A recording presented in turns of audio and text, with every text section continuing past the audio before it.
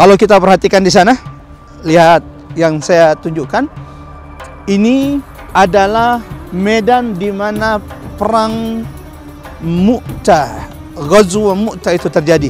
Datang pasukan Nabi, mendapati ternyata pasukan yang mereka akan hadapi jumlahnya 200.000. Sehingga saat itu sahabat itu bermusyawarah.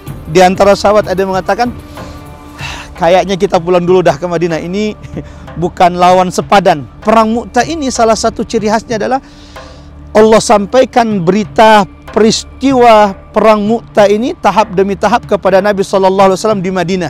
Ketika peristiwa perang Mu'tah itu terjadi di sini.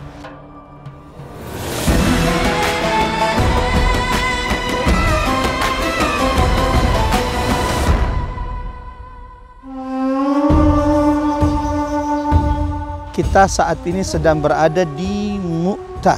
Siapapun yang memperhatikan sirah Nabawiyah, maka insya Allah pasti pernah mendengarkan tentang perang Mu'tah. Salah satu perang penting dalam sejarah umat Nabi Muhammad SAW. Perang Mu'tah adalah salah satu perang terpenting menuju pembebasan bumi Syam, Jordania, Palestina, Suriah, Lebanon. Latar belakang sababul ma'arakah, sebab dari peperangan Mu'tah ini adalah ketika utusan baginda Nabi SAW, dubas baginda Nabi SAW yang diutus kepada Raja Busra di Syam saat itu, yaitu Al-Harith ibn Amr al-Azdi, dibunuh. Ketika berita ini sampai kepada Nabi SAW bahwa sahabatnya dibunuh di Mu'tah oleh loyalitas Romawi dari Ghasasina, maka baginda Nabi SAW kemudian menyiapkan 3.000 pasukan. Berangkat 3.000 sahabat Rasulullah SAW dari Madinah, menuju ke utara, menuju kota Syam, melewati gurun pasir yang panjang, yang jauh, kurang lebih sekitar 1.000 kilo lebih ya, jarak kota Madinah sampai di Mu'tah. Perang Mu'tah ini berlanjut selama 6 hari. Di hari pertama dari perang Mu'tah ini, di luar dugaan dari pasukan Romawi. Apa di luar dugaannya? Ternyata di hari pertama yang menyerang bukan Romawi duluan. Zaid bin Harithah ada di posisi tengah, pasukan sayap ada Ja'far ibn Abi Thalib, kemudian pasukan sayap juga ada Abdullah bin Rawaha. Memilih menyerang pasukan Romawi lebih dulu, sehingga mereka yang tidak siap di pagi hari terkejut mendapat serangan pasukan kaum muslimin, sehingga dipukul mundur, terpukul mundur. Dan di saat itulah kemudian mereka baru mengetahui seperti ini kekuatan pasukan kaum muslimin, dan ini bukan main-main. Hari kedua masih berlanjut peperangan, kaum muslimin masih tetap menyerang ya. Sampai kemudian ikhwafillah setelah beberapa hari pasukan Romawi kemudian melihat ini kita tidak boleh seperti ini terus. Kita harus menggunakan jumlah pasukan kita yang memaksimalkan jumlah pasukan kita ini untuk mengakhiri pasukan kaum muslimin. Sampai kemudian mereka menyerang kaum muslimin. Ketika kemudian pasukan kaum muslimin maju menyerang pasukan Romawi, dan anak panah kemudian ditujukan kepada komandan perang pasukan kaum muslimin, yaitu Zaid ibn Harithah radhiyallahu an, sehingga beliau kemudian gugur syahid di medan perang. Bendera diambil oleh siapa? Ja'far ibn Abi Thalib setelah gugur syahidnya Zaid ibn Harithah radhiyallahu an. Akan tetapi qadarullah ma syaa fa'al, ketika beliau mendekat, lalu kemudian anak panah menghujani tubuh beliau, pedang menghujani tubuh beliau, dan beliau terjatuh dari kudanya. Maka beliau kemudian membunuh kudanya supaya tidak digunakan oleh orang-orang kafir. Saat itulah pasukan-pasukan Romawi mengepung sahabat sepupu Nabi sallallahu alaihi wasallam Ja'far ibn Abi Thalib yang sedang memegang bendera Rasul sallallahu alaihi wasallam, lalu menebas tangan kanannya. Ketika tangan kanannya ditebas, dia ambil bendera dengan tangan kirinya, dan ketika ditebas tangan kirinya maka ia peluk kemudian bendera itu dengan badannya, sampai kemudian ia gugur syahid di tempat kita ini berada, di medan Mu'tah. Gugur Ja'far. Siapa yang mengambil bendera? Abdullah bin Rawaha radhiyallahu an. Maka dengan penuh keberanian dia maju sampai akhirnya juga gugur syahid di Mu'tah ini.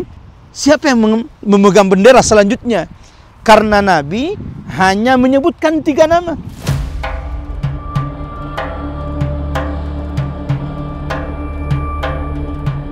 Ada sahabat Nabi SAW ketika melihat Abdullah bin Rawaha akhirnya gugur syahid, mempertahankan agama Allah, mempertahankan bendera Rasulullah SAW.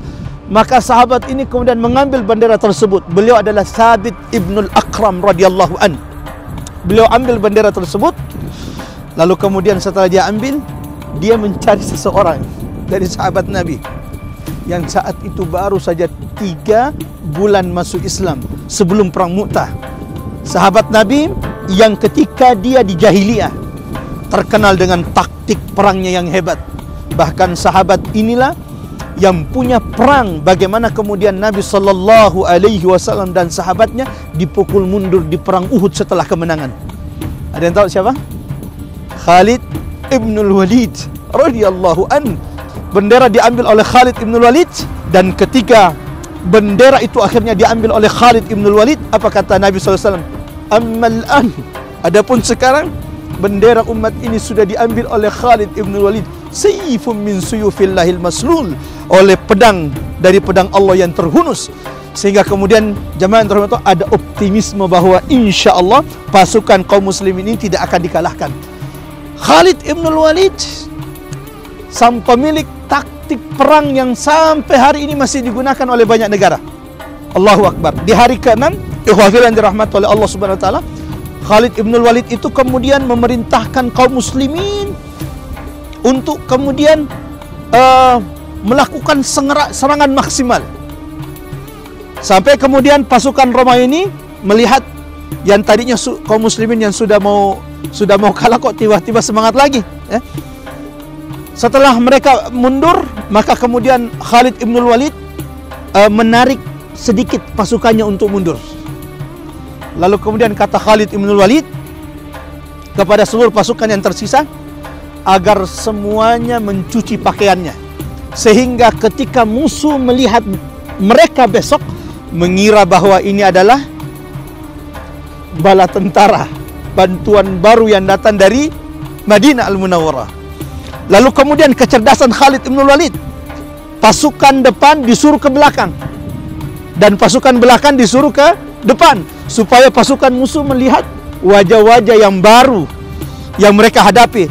Lalu kemudian pasukan kanan dipindah ke pasukan kiri, dan pasukan kiri ini dipindah ke pasukan kanan, supaya kemudian orang-orang Romawi mengira bahwa yang dia hadapi ini adalah orang yang baru, bukan yang kemarin. Padahal ini adalah kecerdasan taktik dari siapa? Khalid ibnul Walid radhiyallahu an. Dan dahsyatnya adalah kemudian dia menyiapkan pasukan berkuda siap di atas gunung, yang nanti ketika peperangan itu terjadi, pasukan berkuda ini disuruh untuk kemudian muncul tiba-tiba, supaya kemudian memunculkan debu, ya, supaya kelihatan banyak pasukan yang datang sambil memekikkan takbir, Allahu Akbar, Allahu Akbar.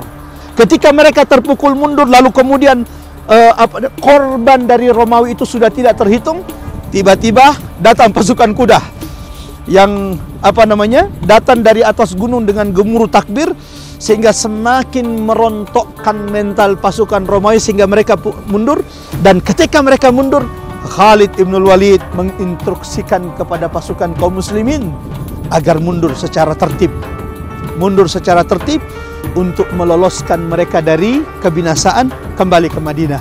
Romawi ketika melihat Khalid ibnul Walid yang tadinya sudah menyerang dan menarik diri, itu sampai kaget. Kenapa? Ketika mereka ingin mengikutinya juga khawatir, jangan-jangan ini taktiknya Khalid ini, kita ikuti ternyata kita dijebak, apalagi ini sudah datang bala bantuan. Namun ternyata Khalid ibnul Walid bukan cuma menarik diri untuk taktik baru, tetapi membawa pulang pasukan kaum muslimin kembali ke Madinah, karena Khalid ibnul Walid tahu jumlah ini tidak seimbang. Ketika sampai di Madinah, Allahu Akbar, anak-anak Madinah berkumpul melempari sahabat-sahabat Nabi sambil mengatakan, wahai kalian yang pecundang, yang lari dari medan perang. Ketika mendengarkan itu, Nabi mengatakan, tahan anak-anak kalian, mereka bukan orang yang lari, tetapi mereka orang-orang yang akan kembali ke medan perang.